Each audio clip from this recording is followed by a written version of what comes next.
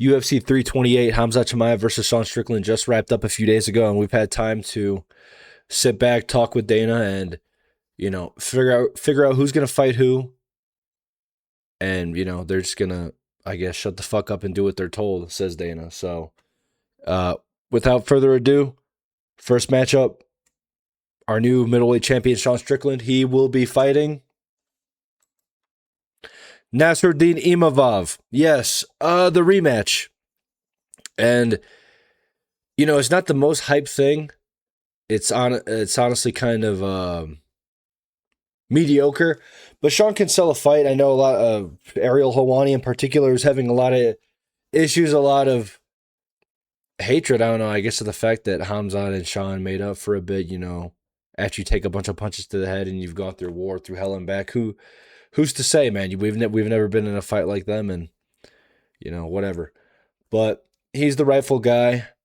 If Khamzat's inactivity or not fighting earlier kind of screwed Imavov out of this title shot. I was saying, he fucked over his boy. If he doesn't want to fight, I like Imavov, whatever. You fucked him out of a title shot, man. Because now it's Sean, but in a way you did him a favor because now it's Sean, and Sean can fight Imavov. I know Khamzat now is saying he wants a rematch. Hell no. Honestly, hell no. I thought about it to be funny, but honestly, no. We can't do that. We will tell you Khamzat's fight shortly, but yeah, I mean, merit-based. Let's just go back to a little bit of merit-based title shots with Sean Strickland at the helm, and he'll carry on. Anyways, moving forward. Oh, by the way, early prediction, I think Sean would win. I mean, he took the first fight on short notice after beating Jared Cannonier. Yes, he won that fight. Yeah. Khamzat Chimaev. Now, he has a few options in terms of who he can fight. He can fight, for example, the jokester timeline. Brendan Allen. All in. If Brendan Allen beats Edmund Shabazian, why not? Why not go training partner turn foe? You're so good, you beat Brendan Allen into willful submission where he's like, I'm good on the title. Khamzat's very good. He's wide-eyed PTSD, and he was so certain that Khamzat was going to destroy Sean. And to see that, him and Khalil both, not that it puts too much stock into anything, because, I think Khalil could still go out there. I don't really fuck with Khalil, but he could go out there and beat Sean Strickland. Just because he gets fucked up by Khamzat in training doesn't mean that he can't also beat Sean. It is what it is. I don't like this fight for Khamzat because I think it's kind of goofy. But if he wants to get a win off somebody who I think he'll beat Edmund Shabazian, this guy. I don't know what the hell's up with that matchmaking, but in terms of 185, I mean, he's not going to fight Dricus again. Imavov's fighting for the title. Kaio is all right, I guess, but who knows when he's ready to fight.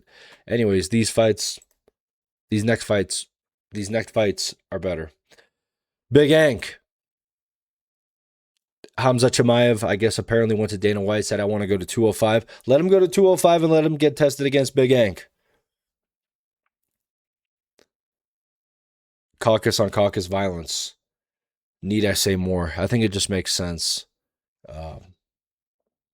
Yeah, well, what more do you want? Ankalaev is coming off a loss. He needs a fight. Khamzat's coming off a loss. The timelines don't necessarily add up, but Big Ank doesn't mind. Neither does Khamzat. He'll fucking wait. This is the fight, though. This is the fight that I think a lot of people... And this is what I thought was going to be for the interim belt, or a stripped vacant belt with Carlos Oldberg. I thought Khamzat was going to beat Sean, to be honest, and I thought it's going to be too perfect. They're going to do Costa, Khamzat, interim title, vacant title, Abu Dhabi, or at some point later this year.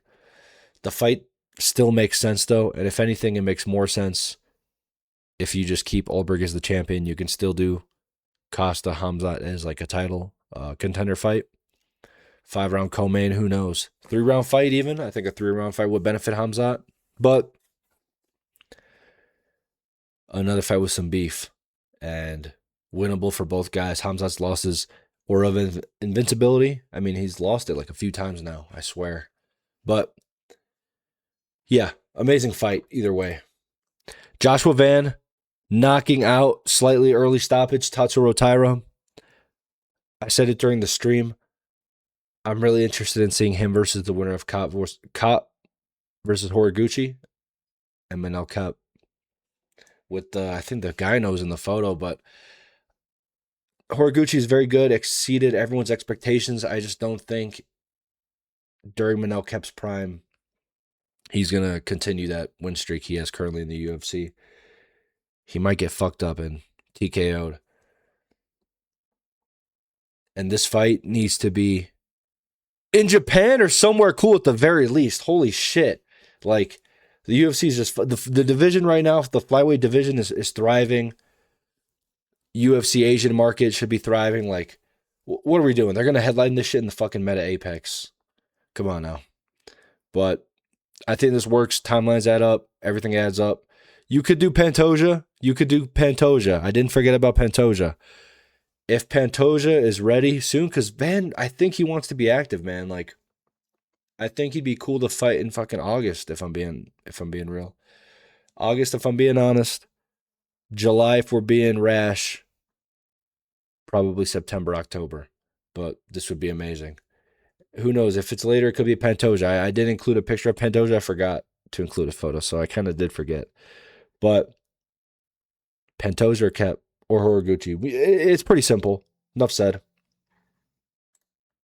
Tatsuro Taira, suffering a bad loss. Not bad as in a bad performance, but just, bad. Hurts your heart. Yeah. We need to get him a win. Amir Al-Bumzi. I think he would dominate Amir Al-Bazi. Amir Al-Bazi would love to take this fight, another chance to step up, but it'd be a bit too much. Let Tyra heal up a bit. Al-Bazi likes to fight once every 2 dark mortars. What is that? I don't know. Every 2 years. Just say every 2 years, man. But yeah, I mean, does anyone have an issue with this fight? Giving Tyra a free win? No? Moving on. Alexander Volkov. Decent fight. You solidified your win. You prove you're the top 4 guy. Cyril Gane. I think they're going to do the trilogy because I think he's going to lose to Pereira. Pereira is going to knock him the fuck out on the White House lawn. Hopefully, ideally, this is what needs to happen. This is what Dana told me is how they project. And Cyril Gane has a really cool chest tattoo that inspired me to get my own chest tattoo. But besides the point, I think he's going to lose at the White House. It needs to happen for reasons not explained here in this video today. But the trilogy makes sense. It's sad because Tom's going to fight the winner. Volkov is going to be out. He's going to get shafted again. He's going to fight another guy or two. He's going to lose. He's going to win. The UFC is just going to keep doing him dirty. They may as well book him with Shamil Gaziev. It doesn't really matter what they do with Volkov. They're going to perpetually keep him away from the title. It's offensive, man. Moving on. Waldo Salsa Boy Cortez Acosta. Why'd he jiggle in there? Curtis Blades. I don't think anybody would have an issue with this. Curtis Blades fights everyone that's ranked in the top 10. He just has to. He's allergic to anybody outside the top 10. He can't do it unless their name is Rizvan Kuniev. They're both coming off losses. I don't know what you want. I mean, you can book Waldo against Shamil. He beat him. Not Tuivasa, Tybura, Spivak, these motherfuckers. No, man. Curtis is a nice, fresh matchup. It's relevant. It's ranked. And the build-up could be funny. It's an amazing fight. I want to see this fight in Chicago or Puerto Rico, UFC Puerto Rico. Let's do it.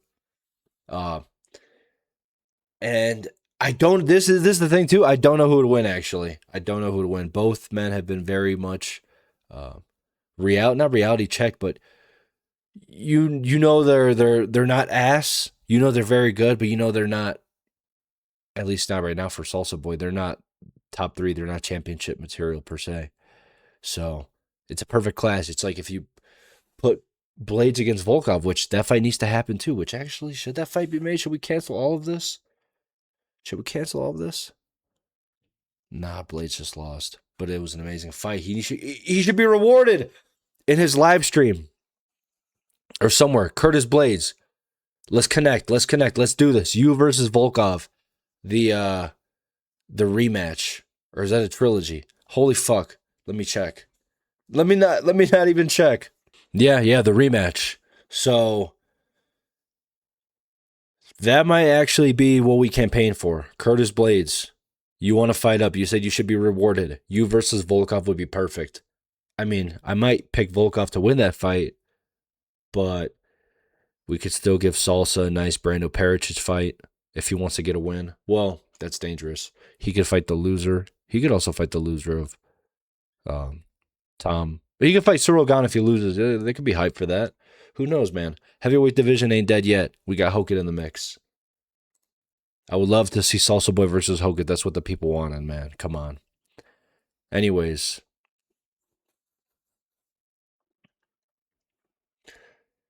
Sean Brady. What do we do with him? We do this. Or maybe we do this. Kush and Bully. Kamaru Usman, Bilal Muhammad. Whoa. This all predicates on the idea that Bilal Muhammad beats Gabriel Bonfim, which I think he will. So if Gabriel Bonfim loses, Bilal Muhammad wins, he can fight Sean Brady in a rematch. That'd be amazing. I put these two because I'm not sure if Kamaru Usman's even trying to be active or what he's got going on. Who knows? He could go to 185. He could keep sitting on his ass. I think either of these fights are very winnable. Very good. Very hyped for Sean Brady. I think he would love these fights. I don't think he has any issue. It makes sense. There's no Morales rematch. Ian Gary, I don't see because he'll probably be fighting for the belt. And Carlos Prates, because whoever is getting left out. So I think Prates and Morales are gonna have to fight. And I should have included photos for them, but yeah. You know what? Right now, let's just use this to discuss 170. 170, Carlos Prates is gonna fight Morales. Islam is gonna fight Ian McGarry. JDM. If we want JDM to get a win, it's the Mike Malott route. He could also fight the winner of. If Gabriel Bonfim wins, he could fight Gabriel Bonfim. He could fight Uros Medic. I don't know. But I like JDM versus Mike Malott. Sean Brady versus Bilal in the rematch if he wins.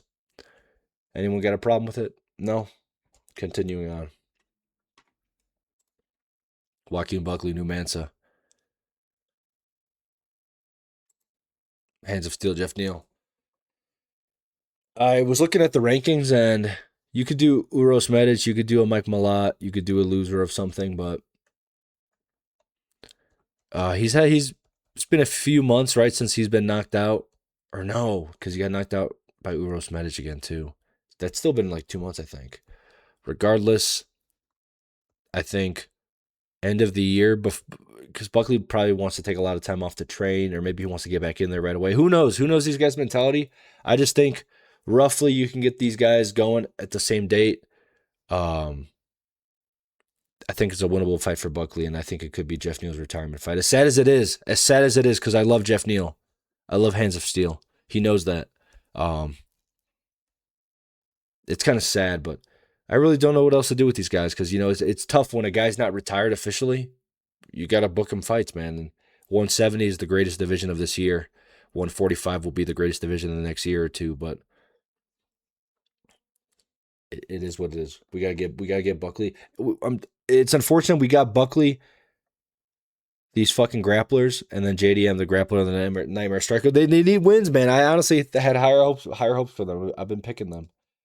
I didn't pick JDM against Prates, but still. King Green. Hanato Money Moicano. I think this is Bold Knowledge Matchmaking. I was actually given this pick by a deep insider, a friend of mine. And the moment he said it, the moment he messaged me and I read it, I was like, wait a minute, how is no one talking about this? This is a BMF light fight. I know King Green wants the BMF belt. On the Jackson podcast, all of them were being very disrespectful to Charles Oliveira, and I didn't like that. Come on, guys, you don't got to go there. I don't know if you're at that level yet to fight a Charles Oliveira, but you're on the level to fight Hanato Moicano. I know he just won. He just beat a guy coming up in Chris Duncan. And he may view this as stepping back, but King Green's a legend. You shouldn't view it as a step back. It'd be a hype, amazing fight.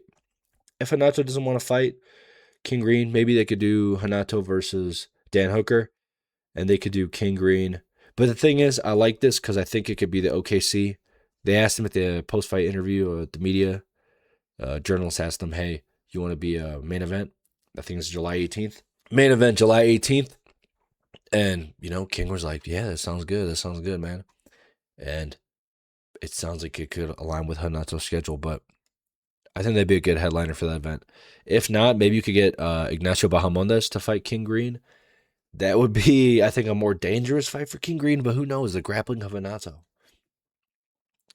155 is very interesting right now outside the top 5. Outside the top 10 even. Moving on. Jeremy Stephens. Now, this is an odd one because he's not actually in the UFC. There's a weird contractual legal. I think he's going to sue the UFC. Allegedly. That's Jeremy Stephens. Sean Shelby is the fight to make because I think they have some disputes about. They had some misunderstanding about what the contract was, what actually was signed, what can you legally agree to, blah, blah, blah. Can you hold me over? All this kind of nonsense. And I would actually love to see this fight because Sean Shelby, I think he was being quite deceitful to my boy Lil Heathen, and they got to settle it. I don't know if it'll be in the UFC. They may have to settle this in street beefs or in the courthouse, but it's unfair what he did to Lil Heathen. Moving on, Yaroslav Amosov beating Joel Alvarez in a pretty impressive performance. Getting into a little bit of a striking exchange, and then deciding I'm gonna pick you up, I'm gonna slam you, I'm gonna get you in an arm triangle, and then you're gonna go to sleep unless you tap. However, 170 is so clogged. There was such a logjam created by Islam moving up. There's all these people. There's so many deserving, exciting contenders. You could match him up with someone like hold on. Because I see Guru matching him up with Uros Medic. I like that fight too. I thought Uros Medic, he might be fighting Leah Edwards. He's a cat in a box. He's Schrodinger's matchup, as in he's either fighting D-Rod or Uros. But who knows? If he is fighting Uros, then Gabriel Bonfim. As he loses to Bilal, I could see him fighting Yaroslav. Or if he wins, I could see them giving him Yaroslav if they want to boost Yaroslav. I kind of like this.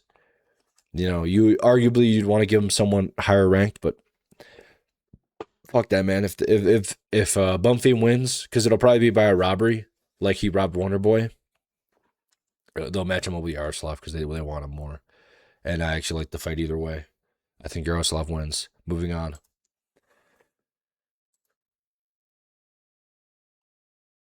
Does anyone have a problem with me giving Alvarez a matchup that actually makes sense for him? A matchup that isn't bullshit, and it'd be a fun striking fight.